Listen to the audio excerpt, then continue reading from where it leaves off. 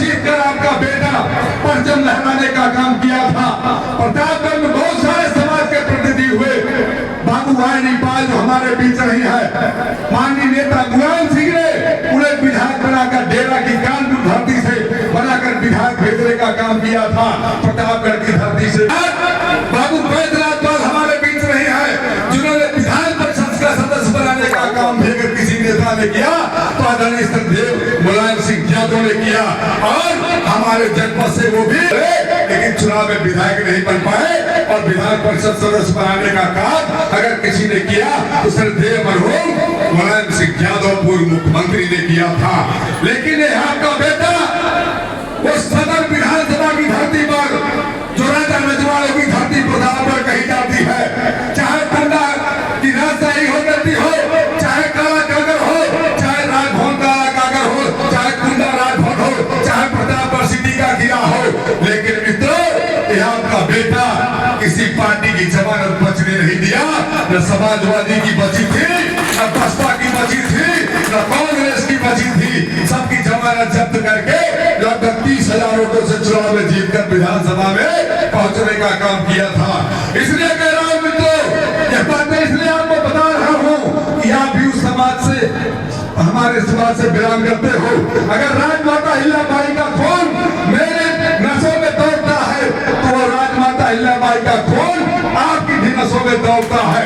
इसलिए कहने आया हूं, सोए हो जाग जाओ, अब वो दिन दूर नहीं है। इसलिए यहाँ नहीं गुरु मित्रों, मैं ये कह के जा रहा हूँ कि आप पर अत्याचार हो रहे हैं, आपके ऊपर अत्याचार किए जा रहे हैं, हम सरकार की दुहाई दे रहे हैं। लेकिन मित्रों आज यही कौशाम्बी की बेटी के साथ न्याय नहीं हुआ।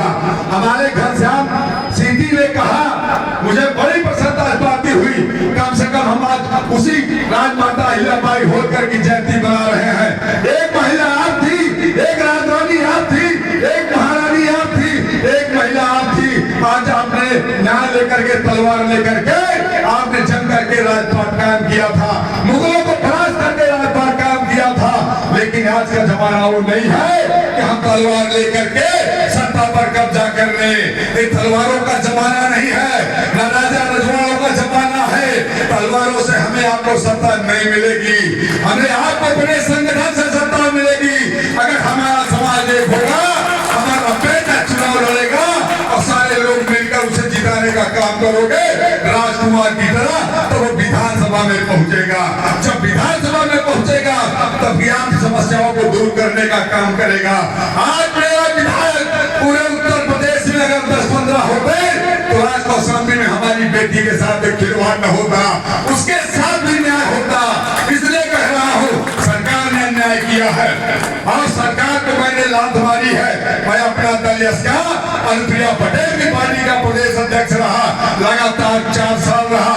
मैंने बहुत सारे काम किए, लेकिन अंत में यह देखा कि लोगों का खाली सामाजिक न्याय का नारा झूठा नारा है। मेरे समाज को एनडीए की सरकार को चैलेंज देता हूं के माध्यम से, एनडीए की सरकार में गाड़ियां धनगर पाल समाज का कोई महत्व नहीं है। इसलिए कहना चाहता हूं कि समाजवादी पार्टी के लोग भी जिलाध्यक्ष बनाए हैं, कम से कम 3, 4, 5 जिलाध्यक्ष होंगे। बसपा के लोगों ने भी 2-4 जिलाध्यक्ष बनाए हैं और अपने दल के लोग में रह करके 3-4 जिलाध्यक्ष बनाया। लेकिन जिसकी सरकार में मैं नहीं, मेरा खून, मेरी बिरादरी के लोग यहाँ से लेकर दिल्ली से लेकर गाजियाबाद से लेकर चंदौली से लेकर ललितपुर से लेकर बहराइच तक हमारी बिरादरी ने झूम के भारतीय जनता पार्टी को वोट किया था कि नहीं किया था? हाथ उठाकर बताइए, किया था कि नहीं किया था? इसी बाई इलेक्शन में दारा सिंह चौहान के मैं भी आया था, मैंने भी उस समय देखा था।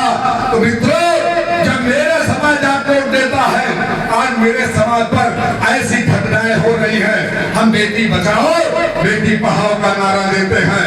हम 300 वर्ष बाद रानी महारानी अहिल्याबाई होलकर की जयंती मना करके वार्ता ही लूट रहे हैं। अरे मेरी राजमाता है, मैं उस खानदान से पैदा हुआ हूँ, मैं तो जब से पढ़ करके जा रहा हूँ तब से राजमाता अहिल्याबाई